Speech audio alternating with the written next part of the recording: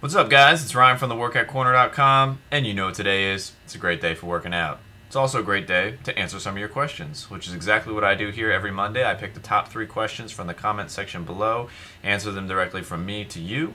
Winner of the best question gets free access to my 80/20 Lean Body Express course, which is all the mental training that you need to keep motivation and get the body that you want. So, with that being said, let's jump into our first question. And this one was asked by a lot of you. We had, the first guy who asked it was Donkeys for the Win, and he wants to know, hey there, I kind of have a problem. When I'm doing like bicep curls and barbell row, my outside wrists hurt like a lot. Same side as the pinky finger. Do you know what I can do to prevent this? Thanks from Sweden. Yeah, so now I hope I didn't misinterpret the question, because you said when your palm's facing away from you, which would be like this. But then you said bicep curls, so I'm assuming you meant, you know, when you're doing bicep curls like this, your wrists hurt. So if that's not correct, just let me know, and we'll get it next week. But yeah, so why do your wrists hurt after you're doing maybe bicep curls or anything? I think you had mentioned barbell row. There are generally 2 kind of root causes that we want to look at here. And the first is, too much weight. Maybe we got too much weight on, and that's causing pain on the wrists. That's a tough one to gauge, because it's kind of a ego thing for us. So, but I think probably the other one, which is technique, and this is why form is very important. Your wrist, basically your hand. Let's see, your hand is you got a short little lever here, and the further the bar is away from your wrist, the more pressure is going to be on your wrist.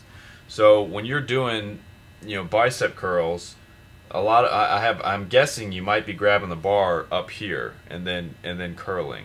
But what you really want to do is put really reach around and grab it so that the bar is sitting down here, like almost on your palms, and then grab it and squeeze it. And now when you do the curls, your wrist is going to stay in a straight line, versus if it's up here, you're almost doing like 2 curls. You're like, and then you got to curl it up, and like that's definitely gonna kill your wrist. So make sure when you're grabbing the bar, and I'll do a better video on this, but when you're grabbing the bar, that it's down here, kind of in the meat of your palm, so that your wrist can stay, parallel to your forearm, and that way it's just less pressure on your wrist.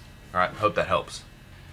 Alright, next we have I Rolled a Rogue, and he wants to know, Ryan, I just want to know, how do you know when you've done enough exercise to rip your muscle when you're training?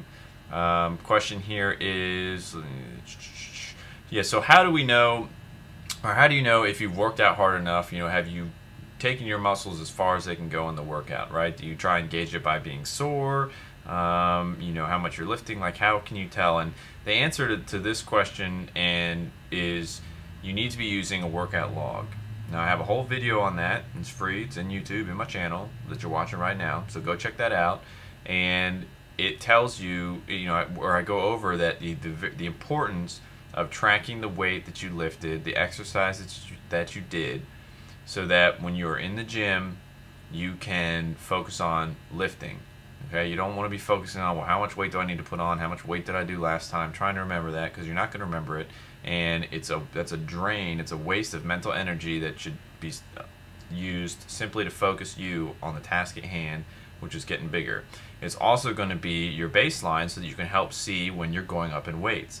Because trying to judge a good workout by how sore you are, or am I sore enough? I'm not sore, so that means I didn't work hard enough.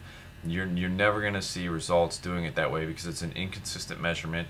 Some days you can be sore, some days you may not be sore, and it could have nothing to do with the intensity of your workout. So the important thing here is that you're using that workout log. Finally, we have Brett Sky 88 wants to know, hey Ryan, should I be doing every single set until failure, or should I just be failing on the last set of the exercise? I've heard a lot of different stuff about this, and I don't want to kill myself doing this if it will really not make a big difference. Thanks, man. Well, I don't want you killing yourself either, Brett Sky. The answer here, or my opinion here, is no. You definitely don't need to be doing every single set to failure. You can do the last set to failure, which it sounds like you are already doing that. That sounds great. So, sounds like you're on the right track, and keep up the hard work.